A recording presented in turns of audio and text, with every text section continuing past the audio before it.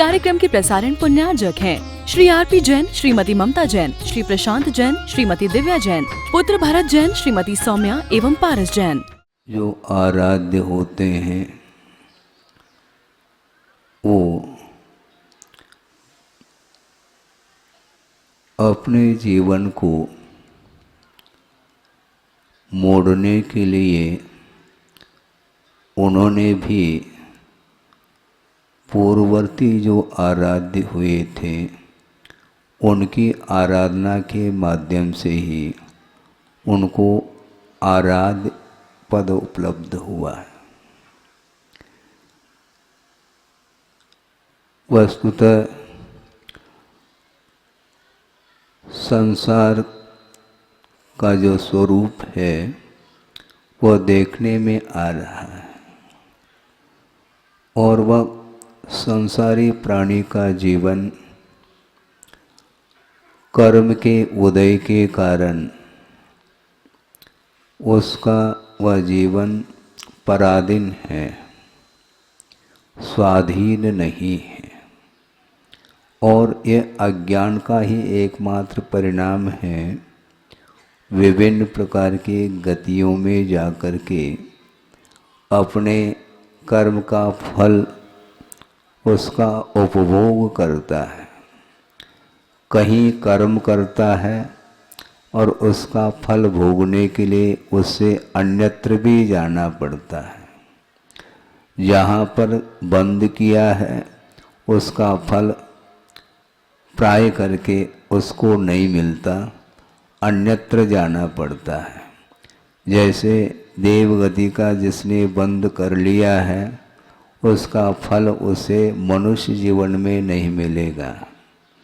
जिसने नरकाय का बंद कर लिया है उसका फल उसको मनुष्य जीवन में नहीं मिलेगा। इसी प्रकार तिर्यंच गति संबंधी जिसने बंद किया है उसका फल भोगने के लिए उसे अन्यत्र गतियों में जाना अनिवार्य सिद्ध होता है। तो अनेक प्रकार की जो गति हैं वैसे मुख्य रूप से चार ही गति हैं। इंद्रियों के अपेक्षा से भी विभिन्न प्रकार के पर्यायों को धारण करने के लिए वह जीव अन्यत्र चला जाता है। अन्यत्र कोई भेज नहीं रहा है, भेजने वाला कोई नहीं यहाँ पर। जो कर्ता होता है कर्म का उसका फल का भोक्ता उसको स्वयं को ही होना पड़ता है। अन्यत्र गति में जाने के लिए किसी की कोई प्रेरणा नहीं है, क्योंकि किसी की प्रेरणा से कर्मबंध नहीं किया जाता। कर्मबंध अपने परिणामों से हुआ करता है और अपने परिणामों से ही वह आत्मा की उन्नति भी कर लेता है और अपने आत्मगत परिणामों के माध्यम से ही उसका पतन भी होता है। यह आगमोक्त यह विषय है, इसमें कोई भी तर्क के लिए गुंजाइश नहीं है, क्योंकि यह भी विषय आता है आगमः अतर्क गोचरः। आगम जो होता है वह तर्क का विषय नहीं बनता। ऐसा क्यों? इस प्रकार का तर्क नहीं बन सकता, क्योंकि वह स्वभाव है। वह स्वभाव तर्क गोचर नहीं हुआ करता। एक दोहा आपके सामने प्रासंगिक रख रहा हूँ जो गुरुदेव ने ही दिया है स्वभाव को लेकर के। लघु कंकर भी डूबता, क्या कहा है? लघु कंकर भी डूबता, तेरे काष्ठ भी स्थूल, क्यों मत पूछो तर्क से स्वभाव रहता दूर। ये ऐसा क्यों ये नहीं पूछो। तर्क करोगे तो हमेशा स्वभाव तर्क से दूर रहता है। अग्नि गर्म क्यों है ये पूछा नहीं जा सकता, इसमें तर्क के लिए कोई भी स्थान नहीं है। जल शीतल क्यों होता यह भी स्वाभाविक परिणति है। उसी प्रकार एक छोटा सा कंकर है, उसको फेंक दिया पानी में, वह जल में वह डूब जाता है। और टनोटन वेट वाला जो काष्ठ अर्थात लकड़ी का एक कोई टुकड़ा है, वह समुद्र में भी वह तैर रहा है। ऐसा क्यों, ये पूछो नहीं। हमारा टनोटन वेट वाला तो डूब जाना चाहिए, क्योंकि कंकर का कोई वेट थोड़ी है, बहुत थोड़ा सा वेट है। 1 ग्राम का भी क्यों न हो वह कंकर, वह डूबेगा। क्यों डूबता, यह स्वभाव है। इसलिए अपने परिणाम के द्वारा ही विकास और विनाश होता है, इसमें किसी दूसरे का कोई हाथ नहीं है। हाँ, निमित्त की अपेक्षा से सभी क्षेत्र में उसका योगदान होता है, किंतु आभ्यंतर जो कारण है वह मुख्य माना जाता है। निमित्त अनेक बार प्राप्त हुए हैं। मोक्ष मार्ग संबंधी भी सामग्री हम लोगों को प्राप्त हो चुकी है। इसके उपरांत भी भीतरी कर्म का ऐसा एक विशिष्ट उदय आ जाता है, तो उस मोक्ष मार्ग की सामग्री का सदुपयोग करने के लिए भी भाव नहीं होता। हाँ, चतुर्थ काल कितनी बार प्राप्त हुआ, बेहिसाब, क्योंकि अनंत काल से चला आ रहा है जीव। तो ये चक्र जो है, काल का चक्र रुकता थोड़ी है। पंचम के बाद फिर षष्टम आएगा, फिर पंचम आएगा, चतुर्थ आएगा, तृतीय आएगा, द्वितीय, प्रथम, ये सारे सारे षट जो काल हैं अवसर्पिणी उत्सर्पिणी संबंधी, ये एक के बाद एक के बाद एक इस प्रकार का यह परिणमन परिभ्रमण यह चक्र चलता रहता है। तो ऐसी स्थिति में अनेकों बार नहीं अनंत बार चतुर्थ काल भी प्राप्त कर लिया और आर्यकंड में पैदा हुए हैं और मनुष्य पर्याय को भी प्राप्त कर लिया, उच्च कुल को भी प्राप्त कर लिया, देव शास्त्र गुरु का भी समागम कई बार प्राप्त कर चुके हैं। इसके बावजूद भी कर्म व्यवधान डालता है। वो अपना किया हुआ जो कर्म है वह व्यवधान उपस्थित करता है। दूसरे के द्वारा किया हुआ कर्म वो हमारे जीवन में व्यवधान उपस्थित करने वाला नहीं है। स्वयं अपने द्वारा किया हुआ जो कर्म है वह सामने उदय में आता है तो उसको भोगना ही पड़ेगा। तो वह अपने जो कुकृत्य करता है तो उसका पतन होता है, तिरंच आदि गतियों में वह चला जाता है। एक श्लोक आपके सामने रख करके इस विषय को आगे बढ़ा दूं, क्योंकि समय तो अल्प है। कृत्वा पाप सहस्राणि, कृत्वा पाप सहस्राणि हत्वा जंतु शतानि च अमुम मंत्रम समाराध्य तिर्यंचोपि दिवंगताः। ऐसा एक श्लोक पढ़ने को मिलता है। वह तिर्यंच भी है जो अपने जीवन में हजारों पाप कर लेते हैं, सैकड़ों जीवों की विराधना उनके द्वारा होती है। इसके उपरांत भी वो स्वर्ग क्यों जा रहे हैं? अमुम मंत्रम समाराध्य, पंच परमेष्टि का स्मरण जिस मंत्र में किया जाता है, ऐसे नमोकार मंत्र के स्मरण के द्वारा उसका श्रवण करके तिर्यंच भी दिवंगता है, स्वर्ग को प्राप्त कर लेते हैं। मनुष्य की बात नहीं कर रहा हूं, आप लोग तो मानव हो। तिर्यंच भी नमोकार मंत्र की आराधना के फलस्वरूप उनकी पर्याय परिवर्तित हो जाती है। कितना प्रभाव होगा। भव भवांतर से संसारी प्राणी ने प्राप्त किया है, करता ही चला जाता है, किंतु ऐसा संयोग जुड़ जाता है कि नमोकार मंत्र का श्रवण करने के लिए कान मिले हुए हैं और मन भी मिला हुआ है, और वह योग जुड़ जाता है। किसी ने नमोकार मंत्र मान लो सुनाया है, वो उसका श्रवण करके और उस नमोकार मंत्र की आराधना के माध्यम से तिर्यंच गति को उन्होंने विच्छेद कर लिया और स्वर्ग में जाकर के बस गए। ऐसे कौन से परिणाम किए होंगे महाराज?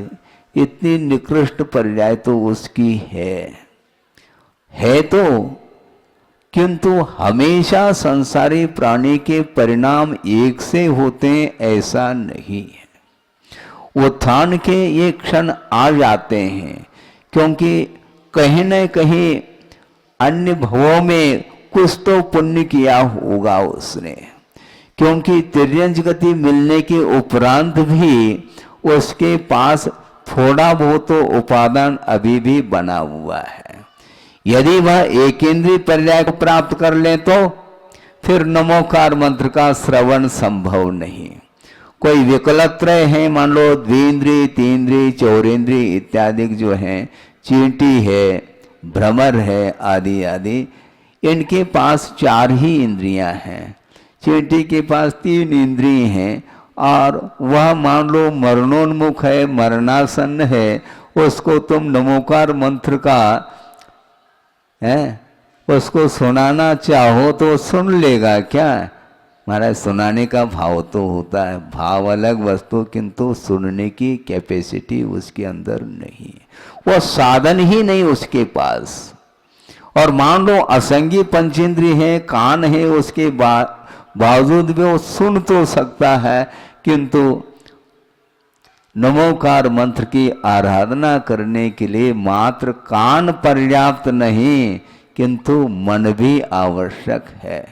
मन के माध्यम से पंच परमेष्टि की आराधना की जाती है, क्योंकि मन में ही विचार विमर्श करने की क्षमता मन में ही रहती है, और वह संगी पंचेंद्रिय तिर्यंच है, और नमोकार मंत्र के माध्यम से उसका क्या विकास हुआ है वह प्रसंग आपके सामने संक्षेप में रख रहा हूं। वह ये है, अयोध्या में रामचंद्र जी राज्य कर रहे हैं, और उन दिनों सकल भूषण केवली का पदार्पण हो जाता है अयोध्या में, और सकल भूषण केवली का आना हो रहा है, और बगीचे में वो उद्यान में वो ठहरे हैं। सबको ज्ञात हो जाता है जनता को कि केवली भगवान हम लोगों के पुण्य के उदय से उनका पदार्पण हो रहा है। ऐसा जो ही समाचार मिल जाता है, सारी की सारी जनता उमड़ जाती है दर्शन के लिए, और वो भी केवली भगवान का दर्शन है। पहुंच जाती है जनता, और वहां पर विभीषण भी पहुंचा हुआ है, और भगवान के दर्शन करके उनकी स्तुति, उनकी पूजन अर्चन आदि करके बैठ जाते हैं, और उपदेश प्रारंभ होना है। और विभीषण ने अपनी जिज्ञासा रखी, भगवान मेरी एक बहुत दिन की जिज्ञासा है, मैं जानना चाहता हूं कि रामचंद्र जी और सुग्रीव के पूर्व जीवन के संदर्भ में मैं कुछ सुनना चाहता हूं।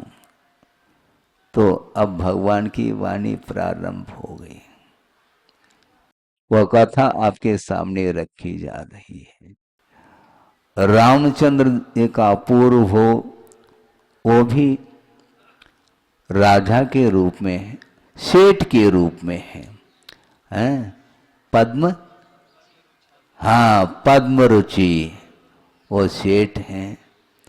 और एक बार मंदिर से भगवान की आराधना आदि करके मंदिर से घर जा रहे हैं और मार्ग से वो निकल रहे हैं और सामने एक दृश्य देखने को मिलता है। कौन सा दृश्य है वो? और कोई नहीं, एक मरणासन बैल है और वह देखने में आया उन्हें। जो ही उसको देखा, अरे इसको नमोकार मंत्र सुनाना चाहिए। नमोकार मंत्र हम लोग जाप करते हैं और उसको कौन सुनाने वाला है यहाँ पर? तो हमारा कर्तव्य बनता है उसके विकास के लिए, उसके दुख को दूर करने के लिए और उसकी सद्गति की भावना को लेकर के उस सेठ ने नमोकार मंत्र कान में सुनाया और उस बैल ने सुन लिया। और बहुत अल्प समय रहा था उसका जीवन का, और नमोकार मंत्र की ओर उसका उपयोग गया और उसके माध्यम से जो उसकी उन्नति हुई है वह अपने आप में अद्भुत, उसका वह विकास माना जाता है। वो मरण को प्राप्त करके उसी राज्य में एक राजा का पुत्र हो जाता है। वृषभध्वज नाम का वह पुत्र है, एक राजा का पुत्र हुआ है। नमोकार मंत्र के श्रवण करने से और पंच परमेष्टि की आराधना के फल स्वरूप एक राजा के घर में उसका जन्म हो जाता है। इतना सात से पुण्य का अर्जन उसने कब किया है महाराज? पुण्य जो अर्जित होता है वह देखने में नहीं आता है। मरणासन्न है, वह तड़प रहा है, उसके परिणाम तो संक्लेशित होने चाहिए। हाँ, संक्लेश तो हो रहा होगा, किंतु जो विकास होता है उसके लिए घंटों की कोई आवश्यकता नहीं पड़ती है। केवल नमोकार मंत्र और समर्पण भाव देखो, आस्था के साथ साथ समर्पण का भाव जब जागृत होता है तो उसके विकास के बारे में कोई प्रश्न चिन्ह नहीं उठता। और उसका इस प्रकार एक राजा के घर में उसका जन्म हो जाता है। जन्म होने के उपरांत धीरे धीरे धीरे वह किशोर अवस्था को प्राप्त करके उससे भी आगे वह युवा अवस्था को प्राप्त हुआ है वह राजकुमार। और एक दिन वह घर से बाहर निकला है, किसी निमित्त को लेकर के वह जा रहा है और जाता जाता जाता वह स्थल आ गया जहाँ पर उसका मरण हुआ था। कहाँ पर? जहाँ पर वह बैल के पर्याय में था और जहाँ पर उसने नमोकार मंत्र को सुना था, उस स्थान पर पहुंचा है और उसको जाति स्मरण हो जाता है। अरे ये क्या है? जाति स्मरण होते उसने सोचा, अब मेरे इस विकास के लिए जिनका योगदान मिला है, जो उपकारी है, उसका हमें पहचान करना है, पता लगाना है ये कौन व्यक्ति है जिस व्यक्ति के माध्यम से मेरा विकास हुआ है। और उसने ये संकल्प कर लिया, एक विशाल जिनालय बनाने का संकल्प लिया उसने। जैसे आप लोगों ने संकल्प लिए हैं गुरुदेव के चरणों में, लिए क्या नहीं है? लेकिन संकल्प लेने के उपरांत सोना नहीं चाहिए है? स्वर्णोदय है, स्वर्ण का सोना नहीं, यानी जागना, जल्दी जल्दी उसको मूर्त रूप दो। तो एक विशाल जिनालय बनाने का भाव जागृत हुआ और उसने बना लिया। बनाने के उपरांत उस मंदिर में, उस जिनालय में दीवार के ऊपर एक ऐसा चित्र उसने बनवा लिए। कौन सा चित्र है? वही चित्र जो पूर्व का चित्र था। एक बैल है और उसको एक व्यक्ति ने नमोकार मंत्र सुनाया है। ये सारा दृश्य उस चित्र में उसने अंकित करवाया। और इसके उपरांत उस राजकुमार ने एक कर्मचारी को वहां पर बिठाया है कि यहाँ पर कोई भी व्यक्ति बाहर से आकर के आश्चर्य प्रकट करे तो उसको राज दरबार में ले आना। इस प्रकार उसने उस राज कर्मचारी को कहा। और कालांतर में जाकर के जो पद्म रुचि जिन्होंने नमोकार मंत्र सुनाया था और उस विशाल जिनालय के नवनिर्मित जिनालय के दर्शन हेतु वहां पर आए और शेठ जी ने दर्शन तो किए और दर्शन के उपरांत उसकी दृष्टि उस चित्र की ओर गई। उसने आश्चर्य प्रकट किया, अरे ये 25 साल पूर्व की घटना यहां पर किसने अंकित की है? क्योंकि उसको ज्ञात हुआ 25 साल पूर्व में हमने एक बैल को नमोकार मंत्र सुनाया था, वह दृश्य यहां पर किसने अंकित किया है। इस प्रकार आश्चर्य के साथ उस चित्र को देखा तो उस राज की जो कर्मचारी था उनको ले गया राजा के पास। जाने के उपरांत, राजन इन्होंने आश्चर्य प्रकट किए इसलिए आपके सामने इनको ले आया हूं। तो राजा ने पूछा, बताओ क्या आश्चर्य क्यों प्रकट किया? वो सारा पूर्व का जो 25 साल पुराना जो वृत्तांत था, प्रसंग था, उसको ज्यों का त्यों राजा के सामने उन्होंने अपने भाव व्यक्त किए। उसके उपरांत राजा को ऐसा लगा कि इस प्रकार वह प्रसन्न चित्त हुआ, उसका मन इतना प्रफुल्लित हुआ राजा का कि धन्य है तुम्हारा जीवन, क्योंकि तुम्हारे उपकार के बिना मेरा इस प्रकार का विकास संभव नहीं था। मुझे जाति स्मरण हुआ था, इसलिए पूर्व हो में मैं बैल के पर्याय में था और आपने नमोकार मंत्र का क्या नमोकार मंत्र को सुना करके आपने बहुत बड़ा उपकार किया। आपकी कृपा बहुत मेरे ऊपर बरसी है, उसके फलस्वरूप इस पर्याय को प्राप्त हुआ हूँ। अब मुझे संसार में नहीं रहना है और यह राज तिलक आपके लिए कर देता हूँ, आप राज को संभालिए।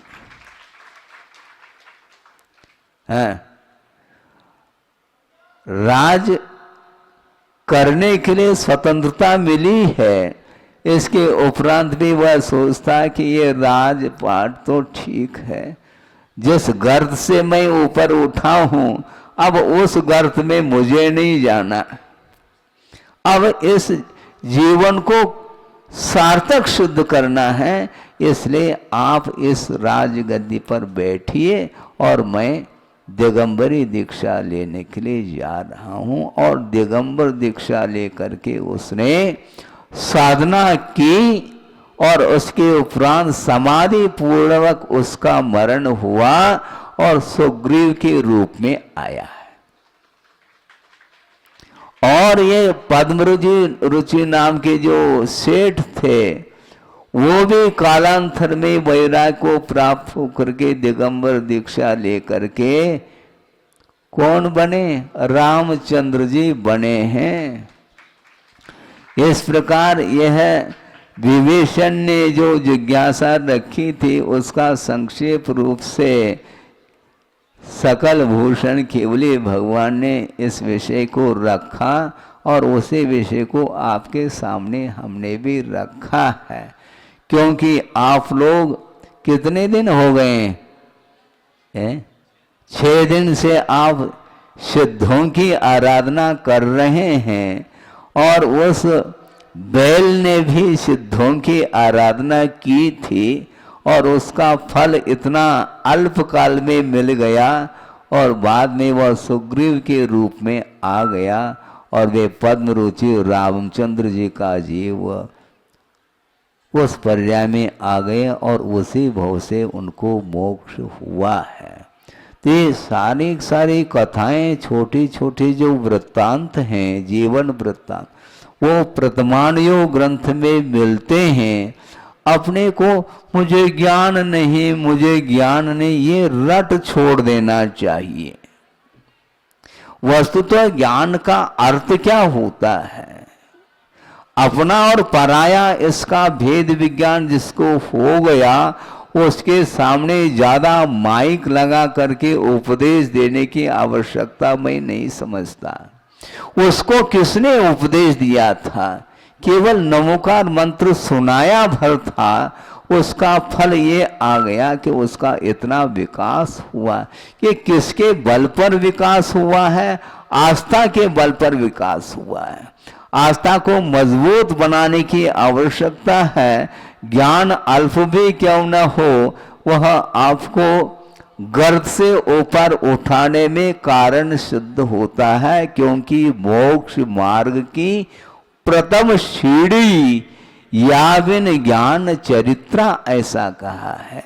ये प्रथम सीढ़ी है। सम्यक दर्शन उपलब्ध हो जाता है।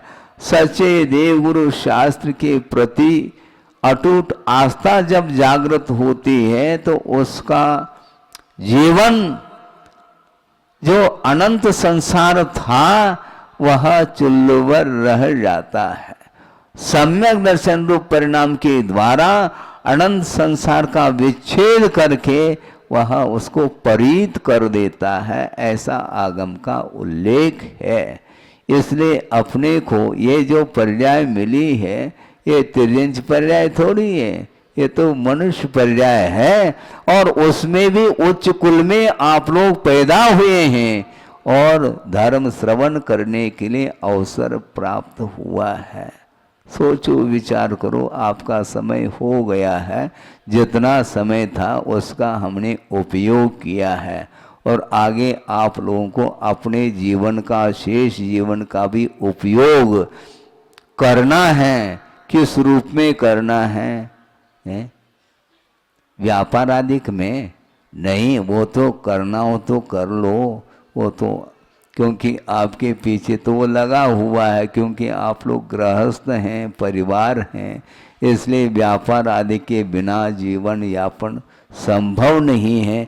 किंतु रात दिन उसी में उलझना नहीं चाहिए।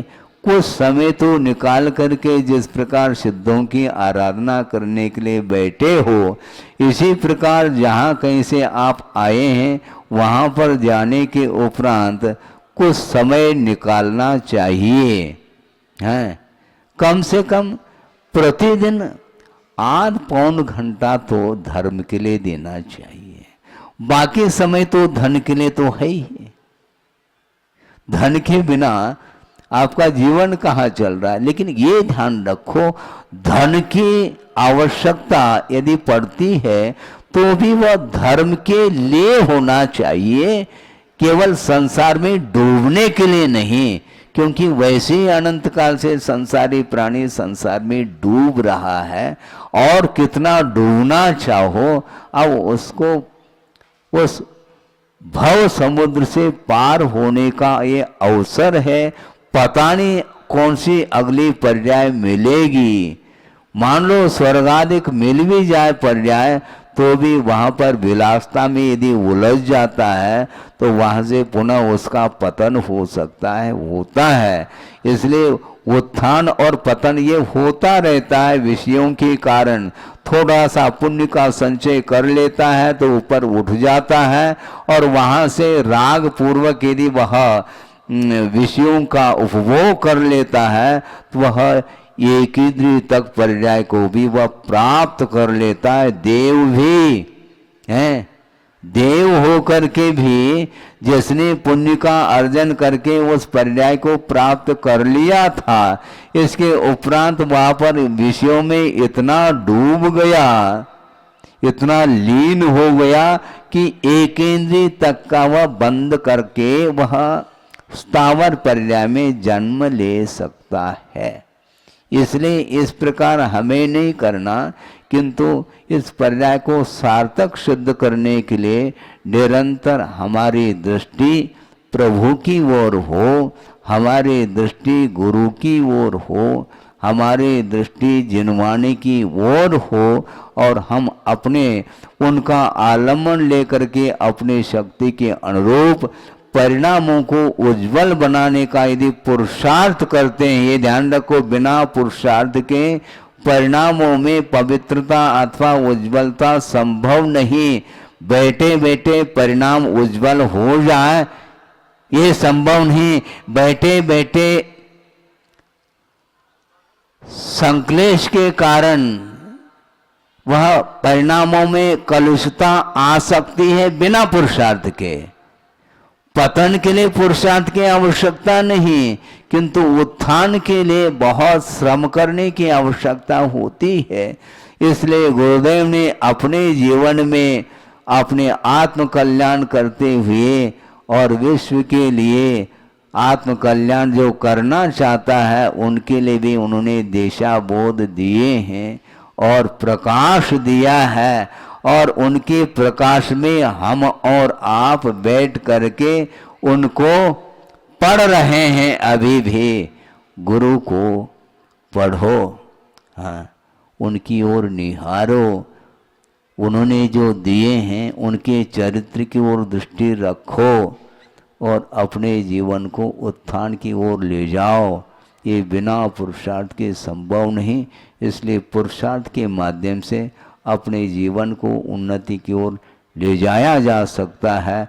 जब वह एक निकृष्ट पर्याय पशु पर्याय में भी वह धर्म की आराधना के फलस्वरूप उसका विकास हुआ है, तो हम लोगों को मानव पर्याय मिली है और उसका पूर्णतः सदुपयोग करना चाहिए। जो सदुपयोग नहीं करता है, यदि दुरुपयोग करता है, तो उसके लिए मानव पर्याय का पुनः मिलना संभव नहीं है। इसलिए अपने को ये जो प्रकाश मिल रहा है और इस प्रकाश का हमें सदुपयोग करना है, इतना ही कह करके आपके लिए और कुछ नहीं कहना चाहता। शुद्धों की आराधना करने के लिए अवसर मिला है, क्योंकि नरकों में देखो वहाँ पर जनबिंब दर्शन नहीं, वहाँ पर जनालय का दर्शन संभव नहीं, और आप लोग जनालय बना रहे हो, ये कम पुण्य का विषय है क्या? इससे बढ़कर के और कौन सा साहस्य पुण्य का उदय हो सकता है? ये सब गुरु की कृपा है और उनके आशीर्वाद से और उनके संकेतों के अनुरूप आप लोग चलें, और उसके माध्यम से ही विश्व का भी कल्याण हो सकता है और अपना भी कल्याण हो सकता है। करना चाहे तो कल्याण होगा, नहीं है तो कल्याण करने के लिए कोई व्यक्ति नहीं आ सकता, क्योंकि जो सच्चे देवगुरु शास्त्र का समागम पाता है और समागम मिलने के उपरांत यदि वह हृदय से उन निमित्तों का उपयोग कर लेता है, उसके माध्यम से साथ से पुण्य का अर्जन करता है, तो निश्चित रूप से अत्यल्प काल में वह भी प्रभु बनने की क्षमता रखता है। इसलिए प्रभु बन सकता है। बने इस पवित्र भावना के साथ। अहिंसा परमो धर्म की जय। बोधि समाधि परिणाम शुद्धि स्वात्मोपलब्धि शिव शोक शुद्धि चिंतामणिम चिंतित वस्तुदाने त्वामंद मानस्य ममास्तु। परम पूज्य आचार्य गुरुवर श्री विद्यासागर जी मुनि महाराज की। इस कार्यक्रम के प्रसारण पुण्यार्जक हैं श्री आरपी जैन, श्रीमती ममता जैन, श्री प्रशांत जैन, श्रीमती दिव्या जैन, पुत्र भरत जैन, श्रीमती सौम्या एवं पारस जैन।